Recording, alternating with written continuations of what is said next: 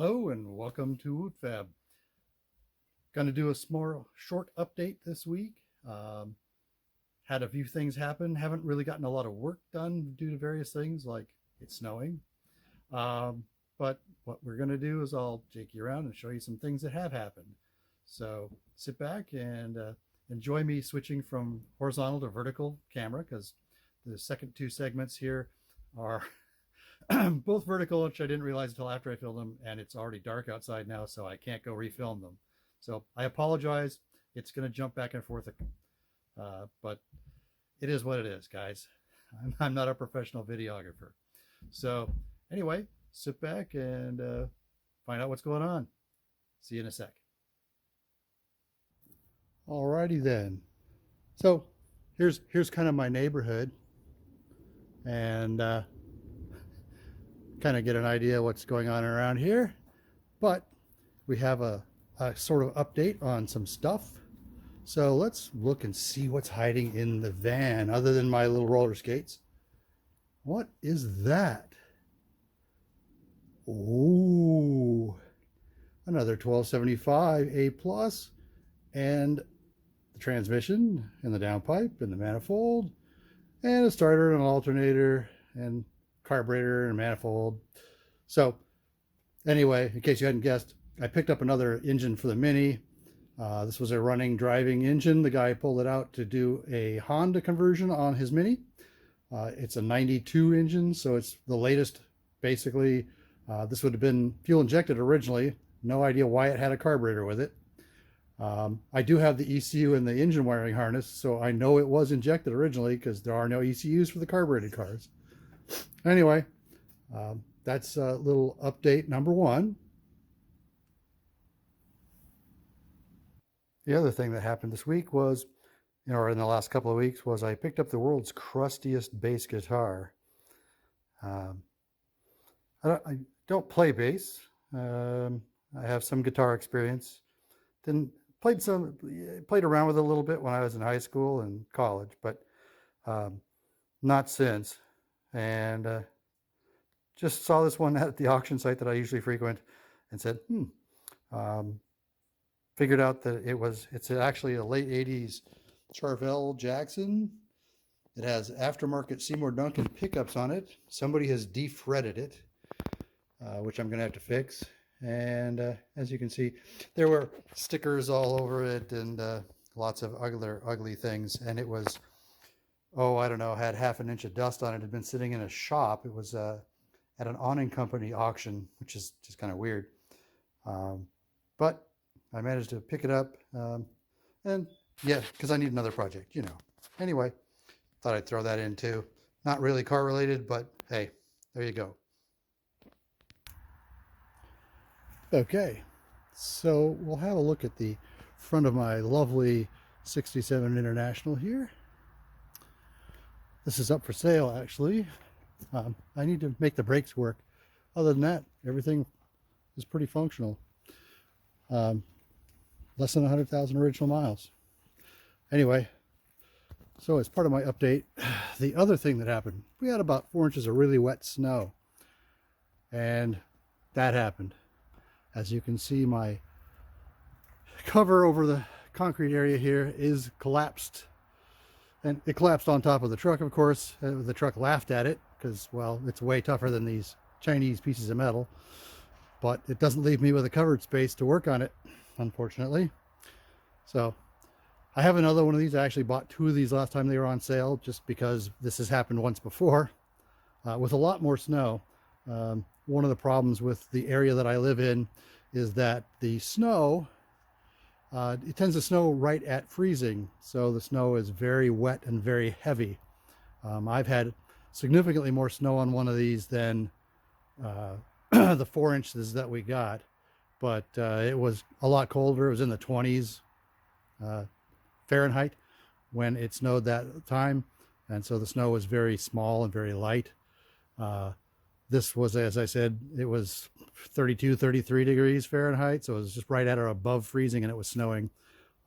And it did it overnight, of course. So I wasn't around to knock the snow off, or I wasn't awake to knock the snow off. So anyway, As you can see, it's a sad pup. We'll get that fixed at some point here. Thinking about buying a lift and actually putting it here, so we'll see what happens. Anyway, let's go in the shop, see what else is going on.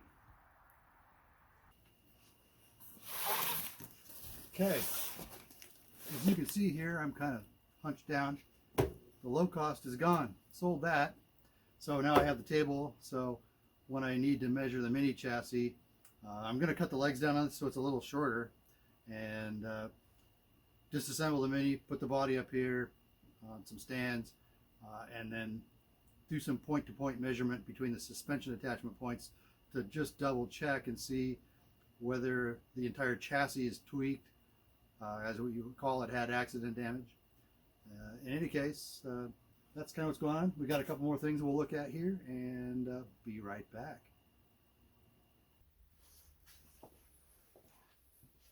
Okay, for our first round of show and tell, we have this lovely grimy piece of equipment.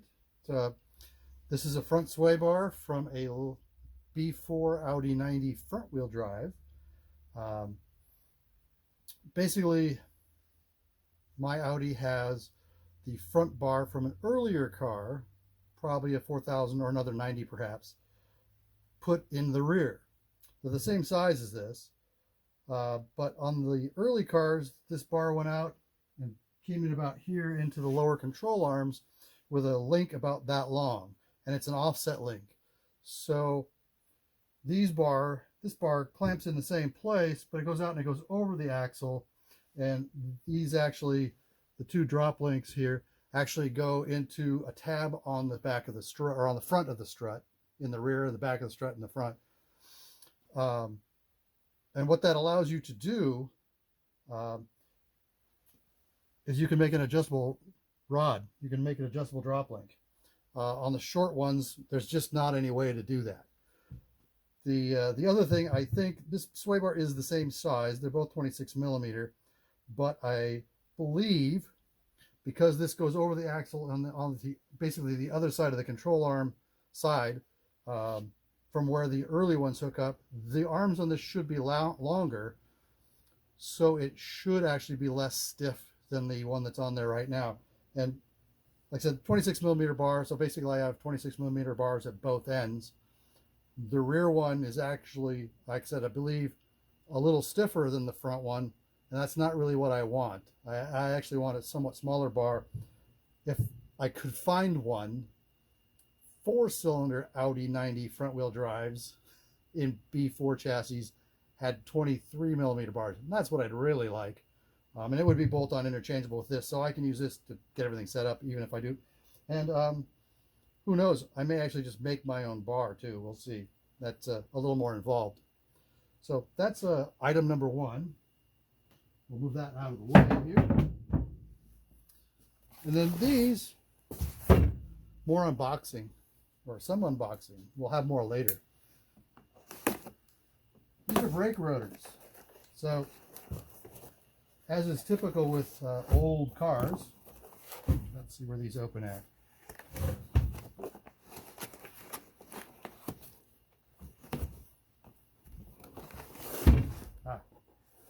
That was where it was. So, there's a front brake rotor, 11.8 inches. The stock brake rotors on a 90 Quattro in my vintage are 10.1 inch. It currently has B4 front suspension on it, which had 10.8 inch. So they're an inch smaller than these. Same bolt pattern. These are Focus SVT from 2004. Same bolt pattern. This is a rear. The rears on my car stock are 9.5 inches, I believe. These are 11.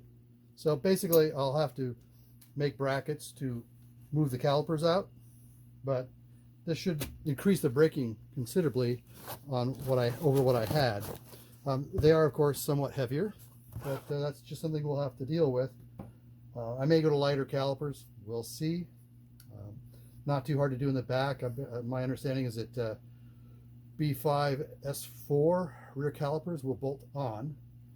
and use the same emergency brake cable setup, so that they're basically a bolt-on interchange with the B3 cars.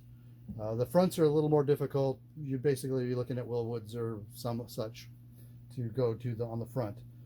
I have larger calipers than stock. The B4s, because they were heavier cars, came with bigger calipers, a G60 instead of a G54, and that's what that car has on it right now.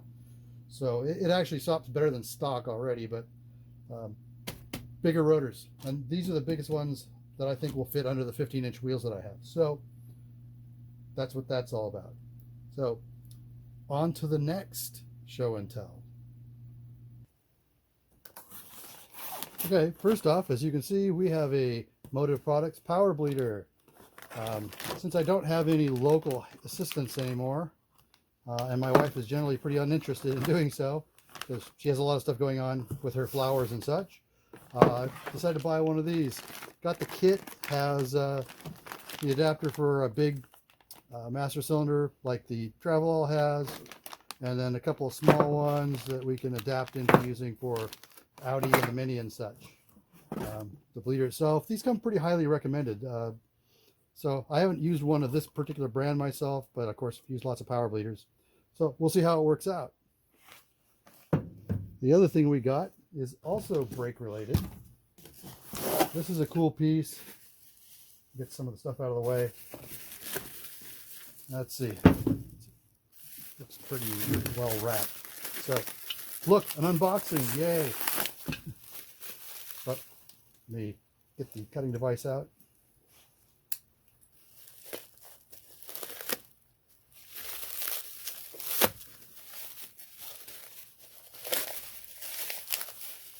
So what this is for the Audi actually.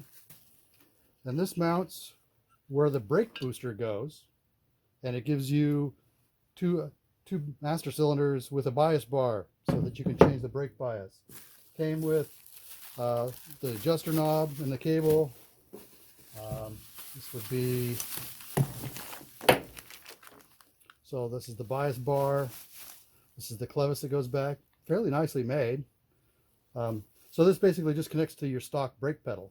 So it doesn't actually require a pedal set to install. So reservoirs, both the master cylinders, and they're kind of no-name master cylinders. Actually, they say Comp Brake on them, which is the company I bought this from. No idea who makes them or where they're made, but they're the same bolt pattern as APs and Tiltons and such. So if I don't like the master cylinders themselves, or they prove to be not very reliable, they're easy to replace.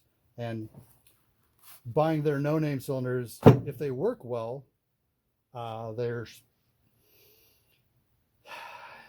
converting into dollars versus pounds, but this setup was 219 pounds.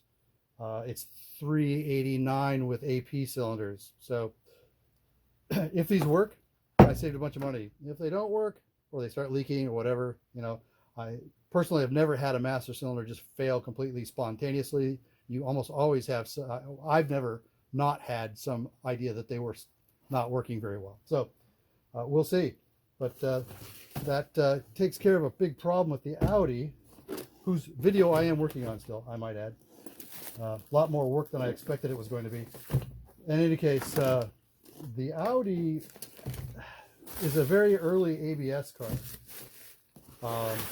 Sensors are no longer available for the wheels. And it's only 3 channels. So basically the front wheels are ABS independent, and the rear, it just locks or unlocks both rear wheels. It isn't each wheel. I can outbrake it. And it doesn't work on that car anyway. So it's just leaving, and it leaves me a bunch of space in the engine compartment. And this gives me bias back. And I defy you to find an actual race car that doesn't have this style of master cylinders in it. Nobody uses non-bias adjustable stuff. So in any case, that would be the update for this week. And have a great week. Please, if you like it, subscribe, give me a like, and I will talk to you later.